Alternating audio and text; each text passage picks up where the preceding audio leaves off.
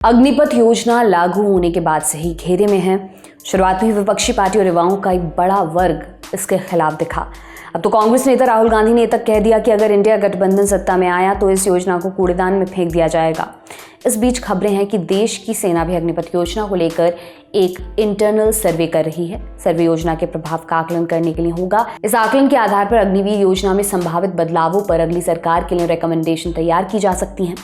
Indian express की अमृता नायक दत्ता की report के मुताबिक इस सर्वे में अग्निवीरों, सेना के विभिन्न रेजिमेंटल केंद्रों पर भर्ती और ट्रेनिंग कर्मियों, यूनिट और सब यूनिट कमांडरों जिनके अधीन अग्निवीर काम करते हैं सहित सभी हितधारकों से उनके कमेंट्स मांगे गए हैं। हर ग्रुप के लिए खास प्रश्न रखे गए हैं। 10 सवालों की प्रश्नवाली है जिनके जवाबों को आगे के मूल्यांकन के लिए इस महीने के आखिर तक इकट्ठा कर एक साथ रखा जाएगा। इनमें अग्निवीर सेना में क्यों शामिल होंगे, सेना में आगे शामिल होने के लिए कितने उत्सुक हैं, देश सेवा में कितना विश्वास रखते हैं जैसे सवाल रखे गए हैं। साथ ही सामान्य जागरूकता स्तर, आवेदकों की गुणवत्ता और देश के शहरी और ग्रामीण क्षेत्रों के आवेदकों ने ऑनलाइन प्रवेश परीक्षा पर कैसी प्रतिक्रिया दी है, इस तरह के सवाल भी सर्वे में पूछे जाएंगे। सर्वे में इस बारे में भी पता लगाया जाएगा कि अग्निवीर योजना के इम्प्लीमेंट होने के बाद सेना में भर्ती पर क्या प्रभाव पड़ा।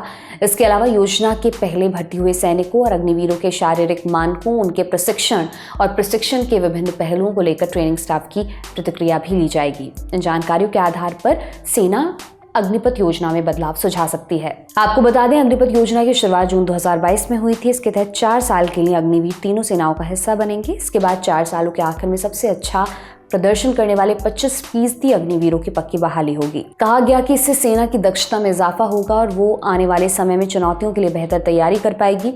आपको बता दें कि योजना लाने के बाद से बहुत सारे युवा इसके खिलाफ उतर गए थे। इससे पहले पिछले महीने ही रक्षा मंत्री राजनाथ सिंह ने अग्निवीर स्कीम को लेकर एक बयान दिया था। उन्होंने कहा था अगर जरूरत पड़ी तो स्कीम को रिव्यू कर उसमें बदलाव किए जाएंगे।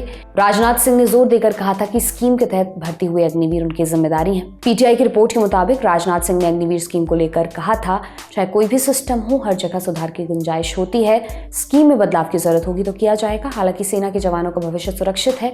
मैं साफ कर देना चाहता हूँ, किसी के भी भविष्य के साथ खिलवाड़ नहीं किया जाएगा।